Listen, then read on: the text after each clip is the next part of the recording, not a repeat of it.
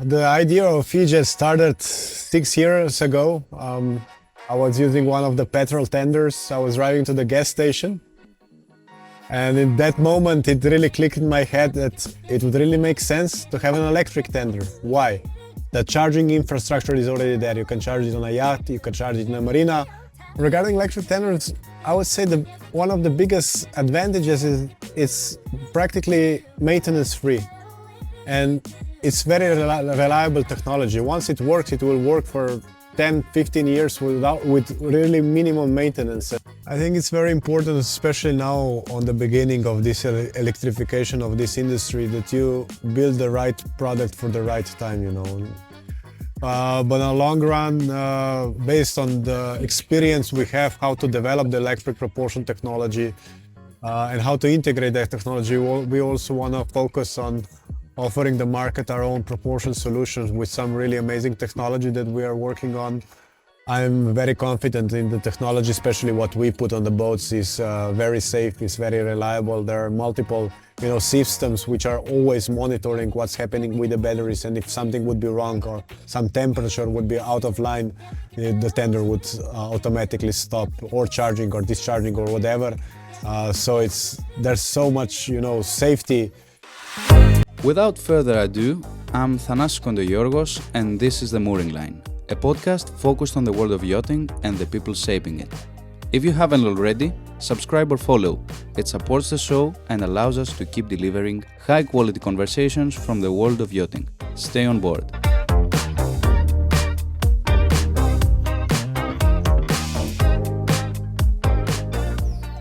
Welcome to The Mooring Line, our yachting podcast. I'm Thanasis Kontogeorgos, founder of Yachting Mates, a yacht brokerage and management company, and also your host for today for The Mooring Line. And I have the great pleasure to have together with me Žiga Jarc, who is actually the founder and CEO of EJET, the first company and greatest that's producing electric jet tenders. High-performance electric tenders. I'm so sorry, high-performance electric jet tenders, which we also have the great honor to represent here in Greece as Yachting Mates. So Žiga, please tell us who you are and how this whole dream started. Thank you for having me. The idea of EJET started 6 years ago. I was using one of the petrol tenders. I was driving to the gas station. And in that moment, it really clicked in my head that it would really make sense to have an electric tender. Why? The charging infrastructure is already there. You can charge it on a yacht, you can charge it in a marina. It's basically already there. And also tenders are not meant to do long distances. So having it electric, it would really make sense for a boat as a tender to have it electric. And that was the initial start, the initial idea. And then came the problems and solutions that we had to find to make something work, because my goal was not just to make an electric boat. I wanted to have the same performance of a petrol tender and what's already in the market and what people are used to, and elevate that whole experience to something new, something electric. And I think we really did a great job with our first 4X model. That's true, and we see that a lot of people nowadays are actually taking great advantage of that technology, meaning they use electric tenders, but the electric tenders, especially here in Greece that we're familiar with, they have nothing to do with what you are producing. So can you share a little bit more on what's the big difference of the tenders that you're producing and why it's actually a very different product than what we know? Yeah, the electric tender is, it's a completely different experience what the client is used to from before. The big advantage on the beginning is maybe regarding maintenance. With an electric boat, there's far less maintenance what you're used to with a petrol tender, and usually, also from my experience, usually the tender broke down right away when you started with your vacation. Correct. So it was a big problem, Yeah. Regarding electric tenders, I would say one of the biggest advantages is it's practically maintenance free. And it's very reliable technology. Once it works, it will work for 10, 15 years with really minimum maintenance. And that's one thing. The other thing is the whole user experience. We're not producing any fumes. You're driving in silence. It's a completely different user experience. And a big benefit is also, when if you drive a petrol tender, a jet tender, when you turn it on, it will start moving right away. So especially for people with less experience of driving such boats, this was an issue. It's a problem. With an electric tender, when you put it in neutral, it stops. When you put it in reverse, it's a lot easier to maneuver it also at lower speeds. And also our controls, they're all electronically controlled.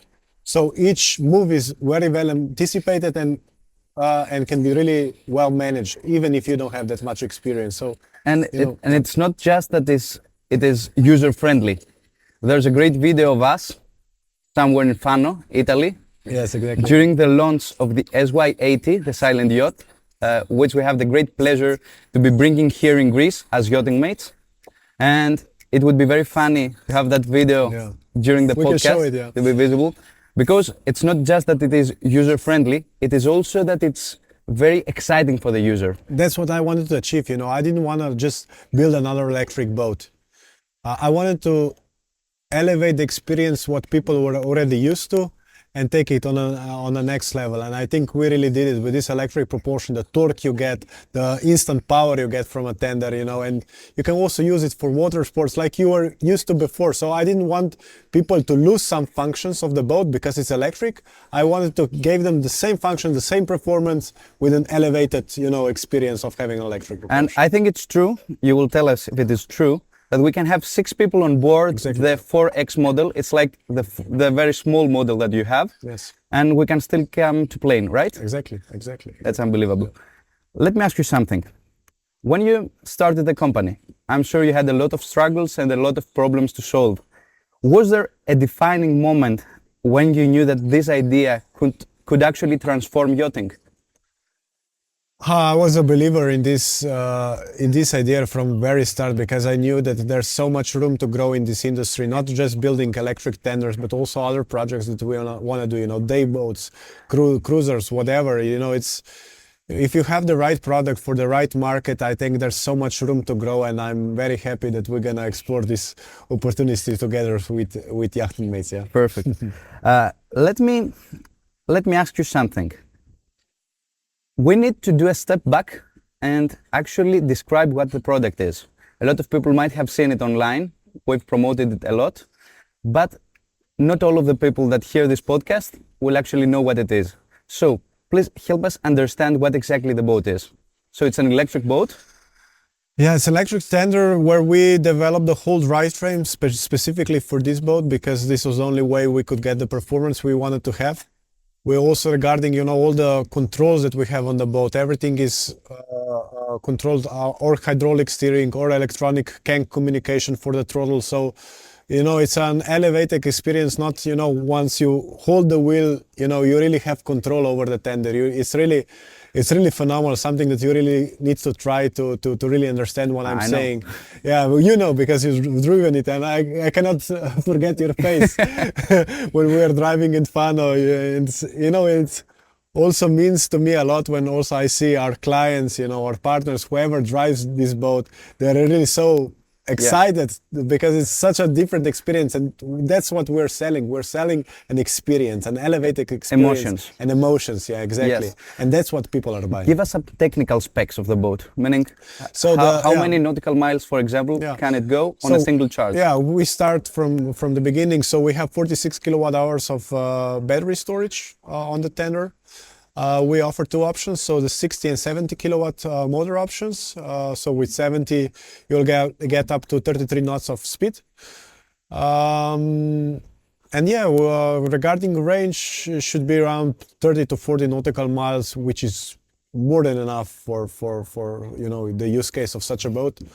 Usually, also from our experience, we are basically using the tender for whole day, water skiing, waterboarding, doing, driving with a donut, everything. And I remember when we were recording one day a commercial for EJET, we were recording a whole day, doing all the water sports, driving up and down.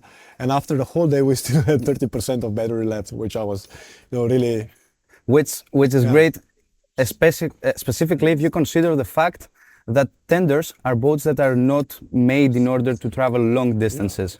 And even though they're not made for that, they can do it here. But still, you need enough battery capacity to not have range anxiety. You know, if you want to go, you know, to drive for 10 miles in one direction and 10 miles back, you want to be confident that you won't have range anxiety. Correct. Because you know that brings down the user experience. What's the length? What's the width? What's the beam? So it's 4 meters is the length, 1.8 meter is the width of the boat, and from top of my head I remember the draft, which is 0.3 meters, which is basically you can drive it into the shallow water, which is a great benefit why we decided to go with a jet, because for yachts it's a lot easier to store it, it's a lot less maintenance with a jet drive, and the biggest benefit, of course, is a yacht tender. You need to go to shallow waters to bring your guests there. And with jet drive, you know, you have no, you know, worry that you're gonna damage the impeller, propeller, and also regarding, you know, safety of people swimming around the tender. There are no, you know, moving parts which could harm. How many people can we have on board? So the tender is certified for 6 people. So yeah, but let's say comfortably 4 can sit easily. Perfect. Something interesting as far as electric propulsion is concerned comes from a phrase that I remember from the founder of Silent Yachts. It was from a German podcast.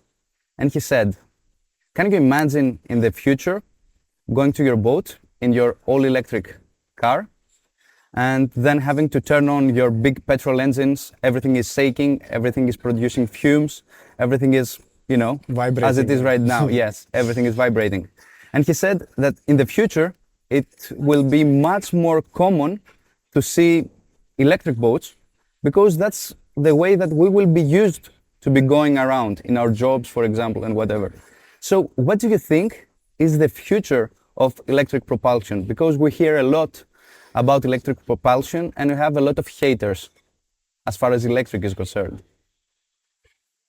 I think it's very important, especially now on the beginning of this electrification of this industry, that you build the right product for the right time, you know. The technology, of course, will develop, the battery technology will develop, the propulsion technology will develop. So a lot more boats will make sense to have them electric. But that transition, if you ask me, is going to take some time, because especially this boating industry is very slow.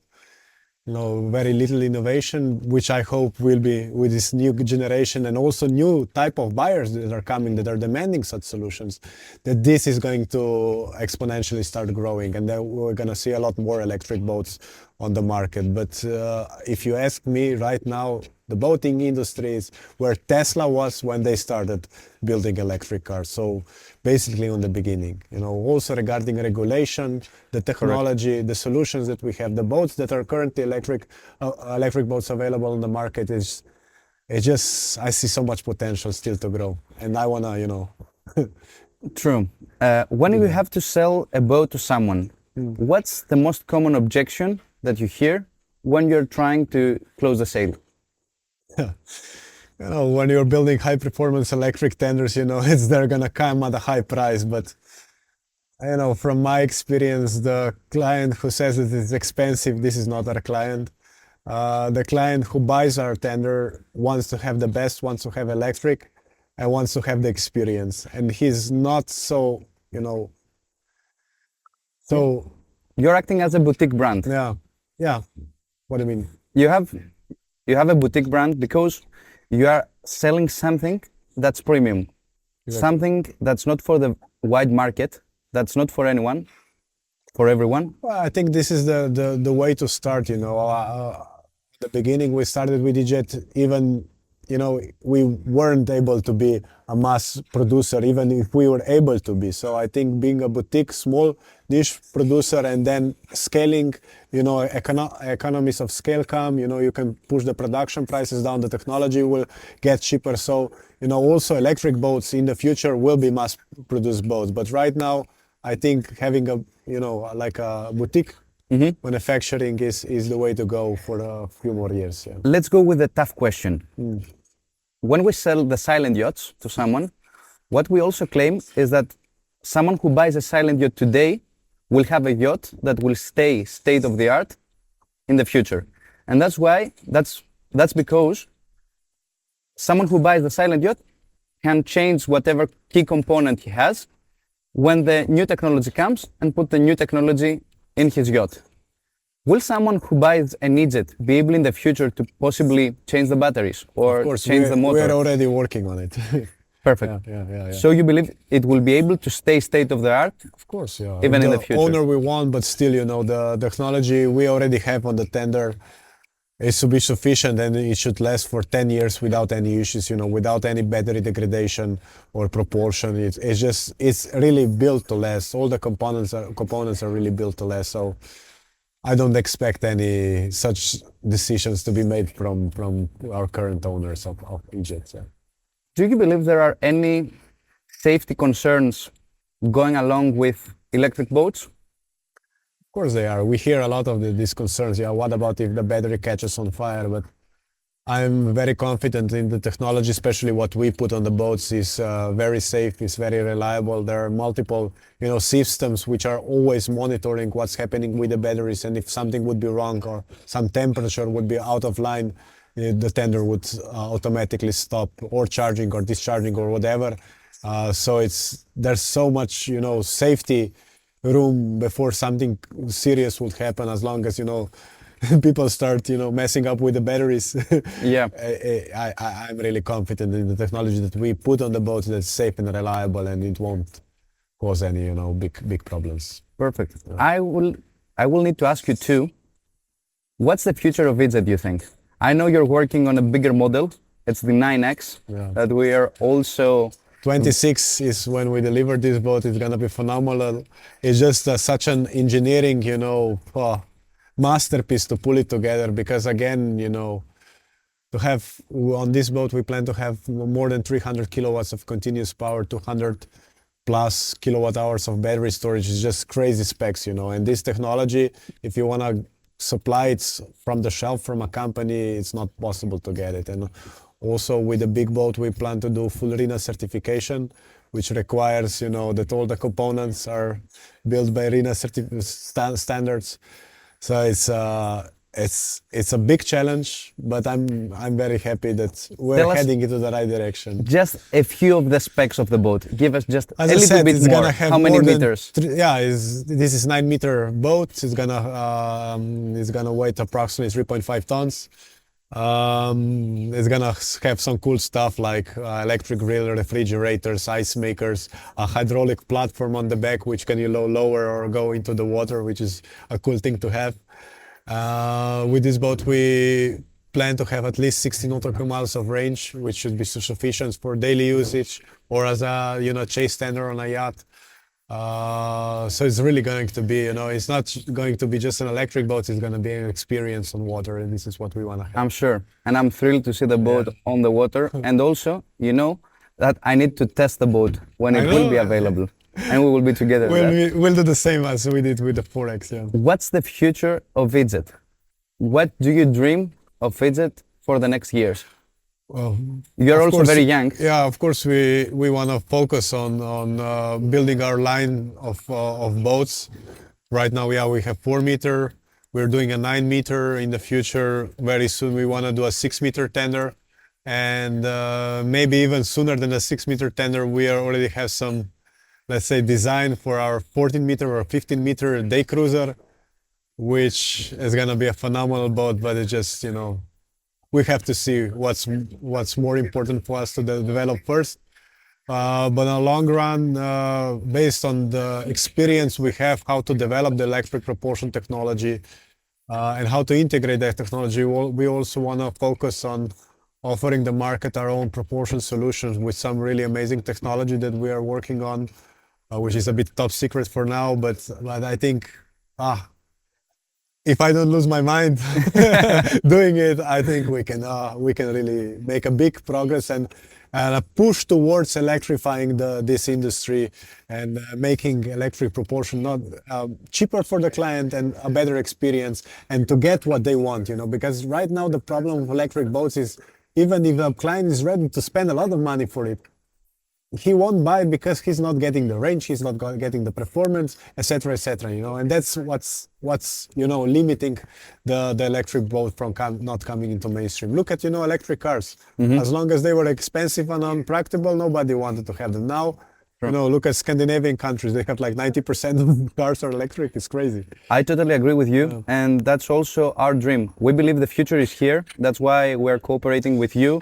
We're teaming up with Silent Yachts, and we're growing all our cooperation during that field. And I'm not saying that there's going to be only electric boats. Diesel engines are going to stay for some time, I'm sure, and other technologies are going to come, maybe hydrogen, such solutions, depending on what type of a boat you're doing, But I'm sure that electric propulsion, the classical with batteries and maybe some range extenders, has a lot of.